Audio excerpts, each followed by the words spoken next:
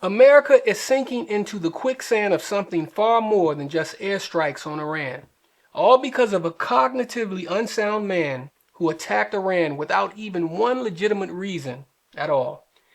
Here's Trump explaining the appropriateness of the military strikes on Iran.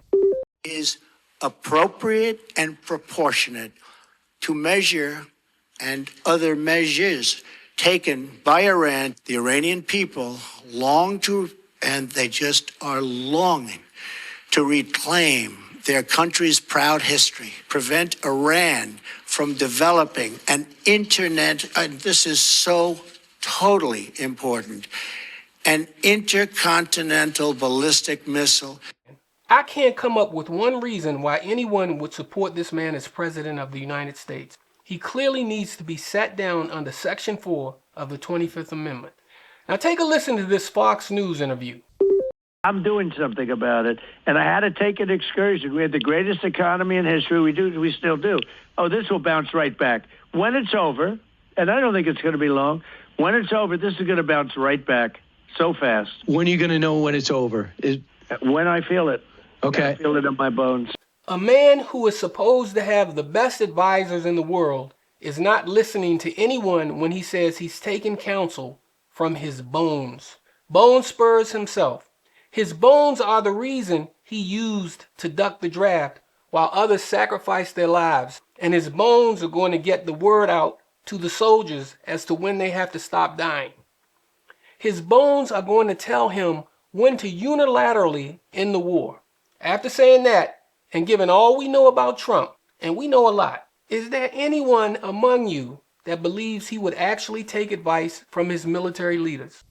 I know more about ISIS than the generals do, believe me. He knows it all, and that's why we're stuck in this war. Remember when he accused Obama, saying Obama would start a war with Iran to get reelected? Take a look. I believe that he will attack Iran sometime prior to the election because he thinks that's the only way he can get elected. Isn't it pathetic? But the irony here is even thicker because Obama secured the nuclear weapons deal with Iran, and Trump ended that weapons deal, trashed it, and now has initiated the war with Iran. There are presently escalating tensions involving Iran, Russia, China, and the United States. Iran supplies significant oil to China, and it also supplies crucial drones to aid Russia in its Ukraine war. So if you think this is just a Middle East issue, think again. And as we take decisive action to stop the threat posed by the terrorist regime in Iran with Operation Epic Fury.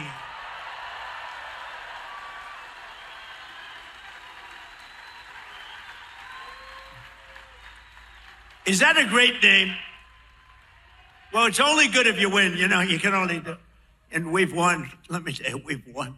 Despite the blatant lies being told by this administration and its leader, Iran is continuing to wreak havoc across the Middle East, striking U.S. military bases as well as U.S. allies. But it even gets worse.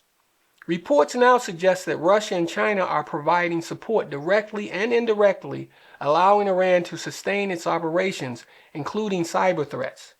But it even gets worse. The FBI has warned of at least one possible Iranian vessel potentially striking California. And then there's this headline.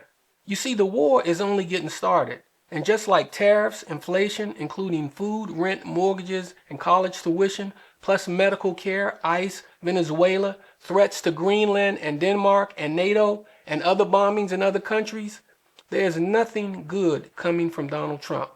Nothing.